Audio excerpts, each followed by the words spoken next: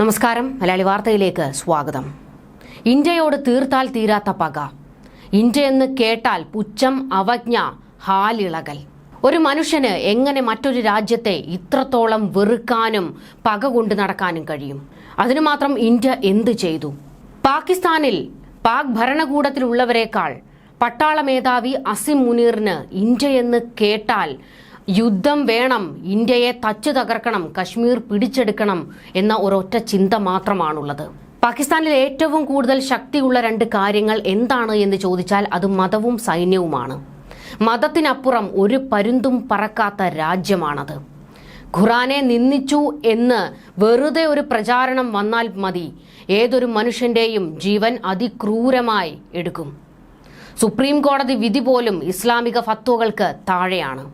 അപ്പോൾ ഈ രണ്ട് കാര്യങ്ങളും ഒരുമിച്ച് കയ്യിലുള്ള ഒരു വ്യക്തി എന്തുമാത്രം അപകടകാരിയായിരിക്കും?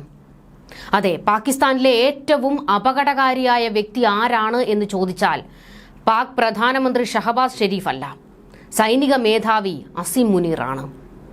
അപകടകാരി എന്ന് പറഞ്ഞാൽ പോരാ, ഒരു സൈക്കോയാണ് ഇയാൾ. അയാൾക്ക് ഇന്ത്യയോട് പകയാണ്. ഒരേ സമയം സൈനികനും ഇമാമുമാണ് ഈ പറയുന്ന അസിം മുനീർ.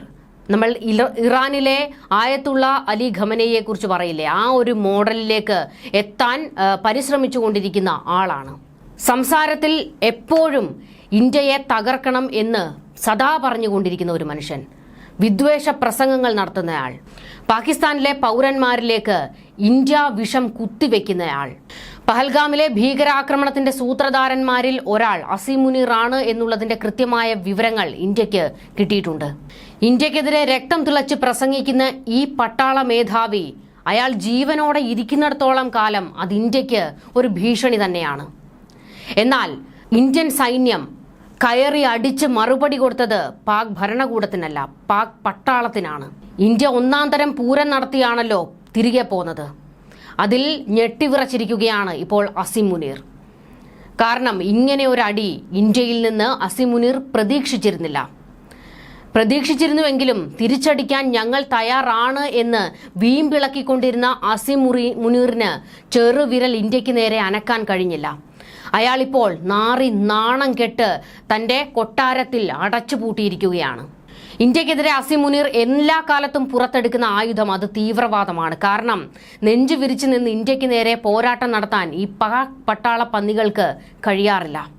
അതിനാണ് തീവ്രവാദികളെ നുഴഞ്ഞുകയറ്റി അയക്കുന്നത്. അതിനുള്ള മറുപടിയാണ് ഇന്ത്യ അവിടെ ചെന്ന് കൊടുത്തിട്ട് പോകുന്നത്. എന്നാൽ അസിം മുനീർ അയാൾ അപകടകാരി തന്നെയാണ്.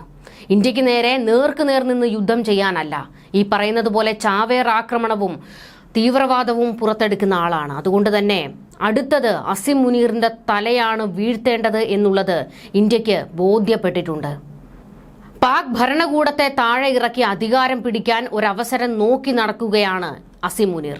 എപ്പോഴൊക്കെ ജനാധിപത്യ സർക്കാരുകൾ ദുർബലമായിട്ടുണ്ടോ അപ്പോഴൊക്കെ സൈന്യം അധികാരം പിടിച്ച ചരിത്രമാണ് പാകിസ്ഥാനിലുള്ളത്. ഇപ്പോൾ ഉയർന്നു വരുന്ന മറ്റൊരു ചർച്ചയുണ്ട്. ജിന്നയുടെ നാടിനെ കാത്തിരിക്കുന്നത് വീണ്ടും ഒരു പട്ടാള അട്ടിമറിയാണ് എന്നുള്ള സംശയം ഉടലെടുത്തു കഴിഞ്ഞിട്ടുണ്ട്. ഈ സംശയം ഇപ്പോൾ പുറത്തുവിട്ടിരിക്കുന്നത് പാകിസ്ഥാനിലെ ഡോൺ എന്ന പ്രശസ്തമായ പത്രമാണ്.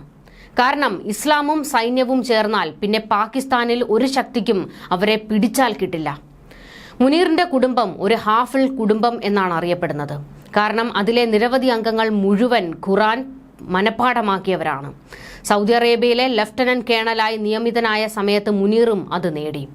പാകിസ്ഥാൻ ചരിത്രത്തിൽ മുഴുവൻ ഖുറാനും മനഃപ്പാഠമാക്കിയ ആദ്യത്തെ സൈനിക മേധാവിയാണ് അസിം മുനീർ. മുനീർ ഒരു ഫിറ്റ്നസ് പ്രേമിയും കായിക താരവും നല്ലൊരു ഓട്ടക്കാരനുമൊക്കെയാണ്. പക്ഷേ അയാളുടെ ഒരേ ഒരു കുഴപ്പം ഈ മതവെറി തലയ്ക്ക് പിടിച്ച ഒരു ഭ്രാന്തനാണ് എന്നുള്ളതാണ്. ഇന്ത്യ വിരുദ്ധനാണ് അയാൾ. പഹൽഗാം ഭീകരാക്രമണത്തിന് ദിവസങ്ങൾക്ക് മുൻപ് നടന്ന തീവ്രവാദ പ്രസംഗത്തിലൂടെയാണ് പാകിസ്ഥാൻ ആർമി ചീഫ് വിവാദ നായകനാകുന്നത്. പാകിസ്ഥാനിലെ രാഷ്ട്രീയ നേതാക്കൾ പോലും കശ്മീരിന്റെ കാര്യത്തിൽ കടുത്ത പ്രസ്താവനകൾ നടത്താതിരിക്കുന്ന സമയത്താണ് പാകിസ്ഥാൻ ആർമി ചീഫ് ജനറൽ ഇന്ത്യക്കും ഹിന്ദുമതത്തിനുമെതിരെ പ്രകോപനപരമായ വാക്കുകൾ പ്രയോഗിച്ചത്. ഇസ്ലാമാബാദിൽ നടന്ന ഓവർസീസ് പാകിസ്ഥാനീസ് പ്രോഗ്രാം കോൺഫറൻസിലാണ് അസിം മുനീറിന്റെ ഈ പ്രസ്താവനകൾ പുറത്തുവന്നത്. അതിൽ നിന്ന് തന്നെ ലോകത്തിന് ബോധ്യപ്പെട്ടു അസിം മുനീറിന് ഇന്ത്യയോടുള്ള അവജ്ഞയും അതുപോലെ തന്നെ മതവെറിയും എത്രത്തോളമാണ് എന്നുള്ളത്.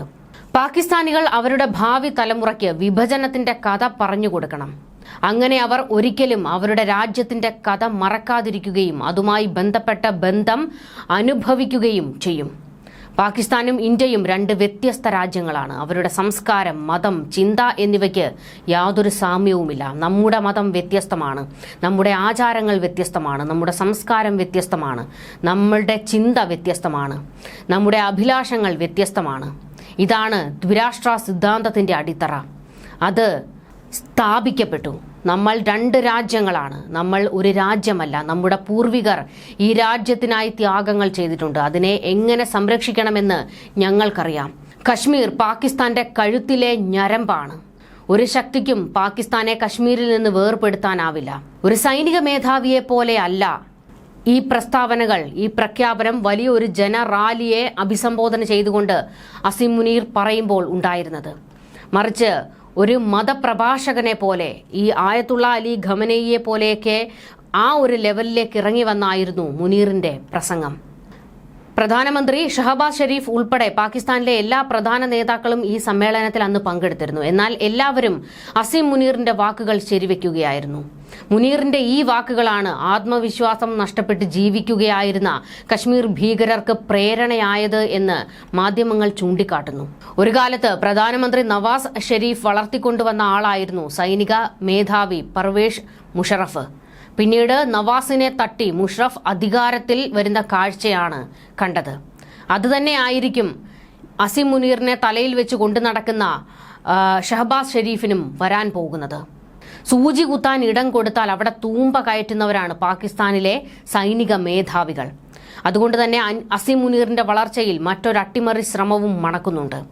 ഇസ്ലാമിസ്റ്റ് ആയതുകൊണ്ട് മത പൗരോഹിത്യത്തിന്റെ പിന്തുണയും ഇയാൾക്കുറപ്പാണ്. ഇപ്പോൾ തന്നെ ഒരു സമാന്തര അധികാര കേന്ദ്രമായിട്ടാണ് ഈ പട്ടാള മേധാവി പ്രവർത്തിക്കുന്നത്. പ്രധാനമന്ത്രിയായിരുന്ന സമയത്ത് ഇമ്രാൻഖാന്റെ ഉത്തരവുകൾ പോലും മുനീർ അനുസരിച്ചിരുന്നില്ല. ഖാന്റെ അറസ്റ്റിനെ തുടർന്ന് പാകിസ്ഥാനിൽ കലാപം പൊട്ടിപ്പുറപ്പെട്ടപ്പോൾ അവിടെ സൈനിക സ്ഥാപനങ്ങളടക്കം ആക്രമിക്കപ്പെട്ടു. കലാപം നടന്ന സ്ഥലങ്ങൾ മുനീർ സന്ദർശിക്കുകയും അത്തരമൊരു സംഭവം ഇനി ഒരിക്കലും ആവർത്തിക്കില്ലെന്ന് ഉറപ്പുകൊടുക്കുകയും ചെയ്തു. സൈനിക കോടതികൾക്ക് കീഴിൽ സാധാരണക്കാരെ വിചാരണ ചെയ്യാനുള്ള എല്ലാ ശ്രമവും പട്ടാള മേധാവി നടത്തി. ഈ സൈനിക കോടതികൾ നിഷ്പക്ഷവും നീതിയുക്തവുമല്ല എന്ന് അന്താരാഷ്ട്ര നിരീക്ഷകർ വിമർശിച്ചിരുന്നു. എന്നാൽ അതിനെ ഒന്നും ചെവിക്കൊള്ളാൻ അസിം മുനീർ തയ്യാറായിരുന്നില്ല. പഹൽഗാമിൽ ആക്രമണം നടത്തിയതിൽ പ്രധാനി അസിം മുനീറാണ് എന്നുള്ളത് ഇന്ത്യക്ക് ബോധ്യപ്പെട്ടിട്ടുണ്ട്. അതുകൊണ്ട് തന്നെ അസിം മുനീറിന്റെ തലയെടുക്കാനുള്ള നീക്കത്തിലേക്ക് ഇന്ത്യ കടക്കുന്നു എന്നുള്ളതാണ് വിവരങ്ങൾ. ഈ മതവെറിയനെ, ഈ യുദ്ധക്കിറുക്കനെ ഇല്ലാതാക്കേണ്ടത് ഇന്ത്യയുടെ ആവശ്യമാണ്. ന്യൂസ് ഡെസ്ക് മലയാളി വാർത്ത.